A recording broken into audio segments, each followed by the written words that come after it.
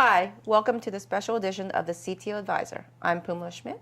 You may know me as Exchange Goddess. I'm here today with an all-star lineup.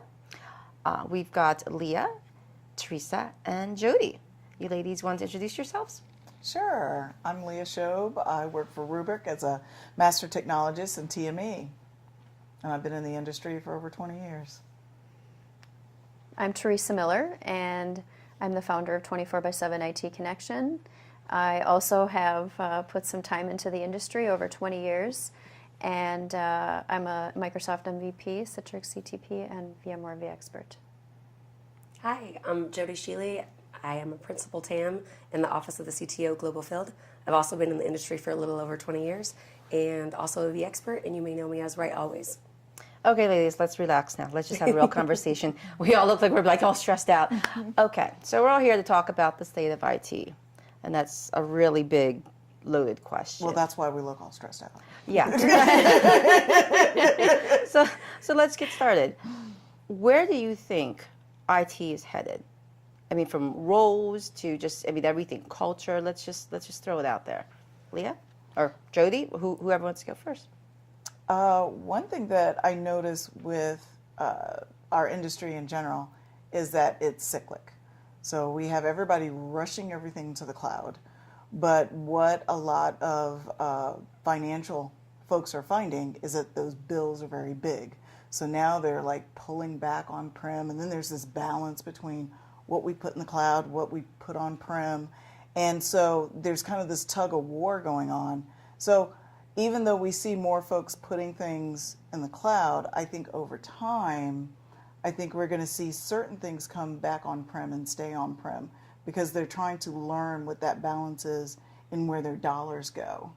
Do you think it's more of lessons learned, where maybe some folks jump too quick in the pool? Yeah. Where they, dove head first without dipping. Yeah, because they get their first AWS bill or Google bill or from whoever else, and it's the size of a phone book, and they don't know how to read it, just like an AT&T bill that you used to get when you used to get your mobile bills, and every little itty bitty phone call or second that you took, it was like this stack, and then they realized that, wait a minute, I gotta think about this a little more, and I gotta dial this back. So there's a lot of lessons learned. Yeah, I also think there's a fundamental shift in the way that DevOps is moving to the cloud, and then there's so many disparate sections in the companies where there's silos, and some developers have the ability to just dump whatever they want up there and they go run off, and then pretty soon companies start coming back and they don't know they have 3-4 different clouds that they're working in all of a sudden just because, they're running right out, dumping it in there, not sure how much it's going to cost and what it's doing to the company, and then you start getting into all the infrastructure shifts, I think. You're right. That's going to be a big problem for companies, for sure, the multi-cloud thing. Yeah. Because Buzzword. Yeah. Exactly. Do we want to start some bingo? Well, you said two buzzwords: multi-cloud and DevOps. I know. But it's so true. Now, back to Leah's point, though, about companies coming back on-prem. I think some are not going to do that. I think some are capable of it, but the cost tied to coming back on-prem is a whole nother conversation. Once your data is there, it's very expensive. Yeah. And when you consider, like, these cloud companies, the large ones, they'll send trucks to your location to get your data to be able to put it in their cloud, right? That's expensive, too. They're not going to probably, maybe they would, but bringing that truck back and the cost tied to it is extreme. So I think long term, I think people are going to potentially feel stuck in the cloud if they made the decision to go there. But that being said, it's not a bad thing either. There are many things that are great in the cloud. Yeah, absolutely. Office 365, Exchange Online being one of them. Exchange Goddess. Yeah. Even though I'm Exchange Goddess, I still love Office 365. Yeah. I think it's a great solution. Yeah. So do you think coming back on premises is just kind of a fairy tale or just exaggerated stories? I see, even just this week talking to customers, a lot of people are taking their DevOps out there and then bringing them back in to bring, because they won't put production right out there. So they'll build in the cloud and then bring it back on-prem and then build production up. So I think there's a little bit of both, but I'm seeing more of it coming back in to go to production first on-prem and then deciding whether they're going to take it off-prem. So you think it's more just careful planning? Yeah. Because one thing that I found, especially with MSPs, is cost. Cost is huge, and that seems to be, a bigger factor than the actual technology itself. So we're going to see that war there between the evolution of technology, evolving technology, versus the cost of doing it. Right. There's always going to be that war because Absolutely. the CIO doesn't want to spend any money. Who does? Yeah. Right. It's always about budget. I mean, Can you do it for free? Right. yeah, but I mean, your admin, your technical directors, they're all going to want to spend money. They want the technology. They want to make things better. Yeah. They want to bring better services, but the CIO doesn't want to spend any money at all. Right. He's trying to find out, where do I save and cut back, Right. while they're trying to figure out, how do I spend money and expand. Right. So you see that war going on between the two. So agile. I'm just going to throw that word out there. Right. Agile IT. How does that play into this whole going to the cloud, coming back on premises? I think that almost and starts DevOps. at architecture design, right? I think that gets into Yes. the starting to figure out architecture and, obviously being a VMware person, validated designs and waterfalling and the other DevOps words that were, buzzwords that we're throwing out there. But I think it's a huge, it's playing a bigger part now that there's so many different facets to what we're Right. doing and delivering it at architecture level. Well, And- I think it goes back to the money is one piece, but it's about how you want your employees to spend their time too. So when you that's talk true. about agile and infrastructure, they're not maintaining that anymore. And I think in some ways that changes the roles and responsibilities of us in enterprises, and it's an interesting shift. Yeah. I think some people were afraid of that alone when the cloud first came. I remember some marketing that went out like, oh, now they're not going to have any work to do, so they're going to be having cake and parties all the time, and that's not true either. Right. I mean, there's If anything, there's some more work involved. Exactly. Something Exactly. evolve what Creating you're new doing. work, yeah. Yeah, I can definitely see it just from my experience working as an administrator. You do shift, even though you still have your job. Yeah. Your traditional roles or your traditional duties may have shifted to something else, maybe Right. more security related or Yes. more networking related. It's a shift, and I have these conversations a lot with people, especially at conferences. How is the cloud impacting your job now? And are you fearful of losing it? And I've heard some people say, yeah. I mean, what do you guys see? I know, Theresa, you still work for a customer. yeah. And both of you work for vendors. I work for a vendor now, so it's, Yeah. I've crossed over to the dark side. Yeah. The work doesn't go away. Yeah, it There's still doesn't. work. The fear is always there. One thing that I do see is a big evolution around the type of software and services that are offered, which allows these folks to be able to evolve. And the previous company that I worked for, Turbonomic, it actually allowed them to be able to evolve into different types of roles. But at first, when the product was brought in, there was a lot of fear that they were going to lose their jobs. So once they see that this new software and this new way of doing things with software as a service, as other types of software to help optimize infrastructure, that this just helps them move to new skills and makes their life a little easier, gives them a little more work-life balance. Like for example, with the company I work for, you could be out on a beach somewhere and, someone is terrified and needs their data back, and you just press a button on an app and it's done. And you don't get disturbed. You don't have to run back to the hotel room freaked out. You just press a button. Yeah. Done. Makes their life easier. You know what really cracks me up is we all work in IT, and IT is all about change, but the people that are most fearful of change are the people that are in IT. Yes, we are. I actually can't do a make that keynote on change. that. I do a keynote on that. Isn't that fantastic? Yes, I mean, It's so funny. We fear change. Yeah. We Yeah. really do. We do. But we love change Yeah. at the same time. I Yeah. was going to say, I really actually do love change. I And when thought you, I as well. And when you talk about moving workloads to the cloud, I'd say 80% of what I do today is in the cloud. And I'm learning something new all the time because there's so many integrations with on-prem that are still required for a business, whether it's your DNS or your servers. It all, it all has to be available to your users, your network, your domain. Yeah. So your job won't go away. Be willing to learn and be willing to spread your wings a little bit further, but there's still plenty of work to do in the cloud. Yeah, I agree. So when we all agree that there's always going to be issues to solve. Oh, Yeah, for right. sure. Yeah, that's called job security. Yeah, that's what I was going to say. I mean, from becoming and that's the other segue into that. The state of IT and changing is that people are now becoming developers that weren't developers because they're coding for automation, or they're learning how to do cloud work because they've, were never a regular admin. It's just all of those Because it shifting creates roles. new Yeah. problems, Yes. a new set of problems. It's not Absolutely. like all your problems go away. Your problems just shift. Right. With the Right. culture and the change, Yeah, and a lot of times you don't realize what it's going to shift to. So then that creates a lot of work and surprise. Yeah. Job security. Yeah, I was going to say. It is. Yeah. So you actually hit a point. Do you think everybody should become a developer? I would say no, but should they have developer skills and be willing to learn about how development may play a role in their daily job or the company that they work with? Yeah, I mean you have to be invested in the change, and I think that's an important key to take away. And I also think it's just also the opposite. I think developers ought to spend 6 months to 12 months in services. Infrastructure changing. I like and- that. Yeah. I Be like that. that. That's Be a in good one. professional services because Yep. I will tell Yep. you, once you've done that, you will code completely different. Yeah. If I went back Yep. into development today, I would code completely different Yeah. than I did.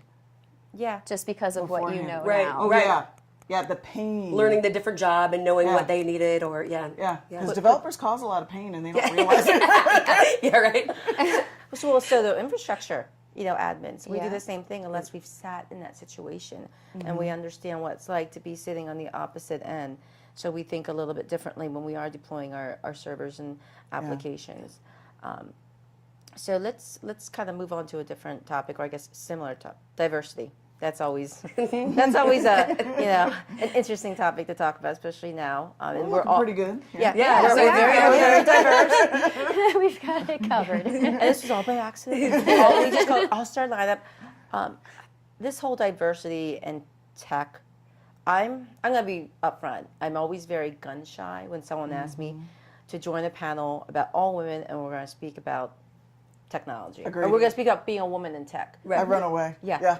Yeah. I do. I admit. And I'm like, why should we talk about women working in tech? Can't we just talk about tech? Yeah, and see, there's one thing that I notice is that there's a big difference.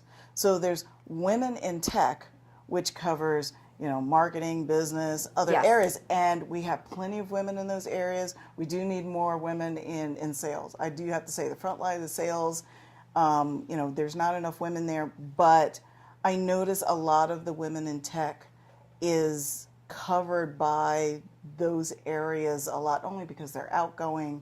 It's something that's easy for them to talk about in their jobs. Where we're lacking that I don't see enough of is the women engineers, the boots on the ground, the women that are actually pulling the cables, coding, the folks you don't see. We don't have enough of them. And, to be able to spend the time to grow new women engineers is very different than women in technology, because you find women in marketing, they could go work for Frito-Lay. They could, I've had friends in marketing and they change industries all the time because Sure. their career is in marketing, the art of marketing, which is very difficult. Right. So they can do that. But as engineers, this is our bread and butter. This is who we are, and it's very different. I would say from my perspective, I heard something really ingenuine today. I'm talking to Betsy Setter, and to me, I also agree. It's not about just talking about women in tech, but it's about just having a level playing field. Everybody, doing the same job and just getting the same pay. And to me, if you're a woman in tech or a guy in tech, I think that we all have battles at different levels. Yes, and we that it's not just about us, it's about us helping each other all, be diversified. So Right. that's I kind think of that's just really Yeah. interesting Yeah. point. Yeah, it it really makes it seem like if we had that level playing field, things would feel a lot different. Right. I for a little while actually taught at a university, and one of my students came in and she said, "Oh, I tried doing tech and it was so frustrating. Not because of the work, because she didn't have that level playing field in the office." she didn't feel she was offered the same. No, and so she left. And I think that's a very common story. And I think it fosters, from the top down, right? I think if there's executive support, and no matter what company it is that supports any person trying to move up, whether it's a woman or not, but they have to teach management, make sure management's on board. I think it's like you said, back to that culture change. And also on the women, us as women, we have to seek those champions. Absolutely. We can't just look for mentors. Support each other. So we can't Sponsorship. just run away. Yeah. We have to find those mentors, because I know throughout my Agree. career, I found those mentors. And most of those mentors were people that you would never imagine that would help me out. And so, just because, it's a white male or it's, something else that you're uncomfortable with, do not judge a book by its cover. No. That person can help you. Right. So your diversity has to come out. Right. And say, anybody can help me. Right. I just Right. need to find that right Yeah, person. look for the skills that you don't have and find the person with those skills, and Yeah. then I think that's what helps you. And also be your own advocate. That's true. Was You're what right. What I have learned Yeah. is you have to be your own advocate. Yes, you And do. be willing to speak up. Yes. For sure. And Have your own actually voice. and actually own it. Yeah. I mean, make sure that you have the qualifications. Make sure you Yeah. have the chops to do it, because Yeah. if you don't, you're just like anybody else. You're not going to make I it. agree. Right. People talk a lot about making sure there's, having women with certain skills. Women won't apply for certain jobs if they don't have 50% of the skills. They just won't even go for it. As for a male, they will. But I think that's only because they don't give themselves enough chance to say, 75% I can do, 25% I can learn. And I can learn it in, 30 days or whatever the day. I or apply time for is. everything and anything, and my career has been so diverse Yeah. because of That's it. a great Do we think that's point. a confidence issue? Yeah, I think so. It is. I think so. It is. No, I think we're very detail oriented. We were talking about Yes. that this Yeah. morning, and I think if we Multitaskers. look at a list, we think we need to meet all the criteria. Yeah. I was actually working with my sister this week on a job that she was going to be applying for, and I sent it over. I said, because I ran into it, I said, "Are you interested?" And she didn't quite meet all the qualifications, and I said, "Don't look at that. Are It's you a wish list. interested?" Yeah. It's a and wish she's list. like, "You know what? Yes, I am." So. I'm glad, so she's going to She's gonna go for it. Yeah, Yes. Yeah. absolutely. And you have to. Yes. You Yeah. have to. What's the worst that can happen? Yeah. Yeah. You say no. Yeah. And then Big deal, right? she's meant for something else. Exactly. Yeah. And it's also the law of numbers. Okay, so if you're looking for a job, you have to apply for so many jobs a day and increase that every few days. Yes. So you start out with 5 a day, you go to 10 a day, you go to 20 a day. And it's the law of numbers to get that next job. You don't have time to sit there and say, "Okay, I meet all Yeah. the qualifications." Spend a lot of You're time. like, "That sounds good. I'm applying for that." Exactly. And you would be surprised You have at to. what comes up when you do Yeah. that. Yeah. Stepping out of your comfort zone, taking a little bit of Yeah. risk. Yeah. Yeah. Okay, another topic: soft skills. That is another one, because traditionally, IT folks were that image of the IT guy in the basement. It's all dark, sitting in the corner. That is kind of shifting, or I would definitely say it has shifted. Yes. From my experience, you've got to be more than have technical chops. How do you guys feel about the whole soft skills talk? I think it's important for whatever you want to do. So depending on what you want to do will depend on the type of soft skills you have and how much you need. Right. Because one thing that I found coming along, because I came out as a OS developer, I came out on the development side out of college, and one thing that I found is anybody who actually had a personality, they wanted to put you in front of customers. They wanted to put you in front of the public because of what you just described. Yeah, I see that often. As the IT guy, so did the developer who developed the product. He's described that way, or she's described that way as well. So one thing that I'm finding is that if you want to do more activities that put you more out in the public, then you do need the soft skills. You do need to understand how to present. And one thing I have an executive coach.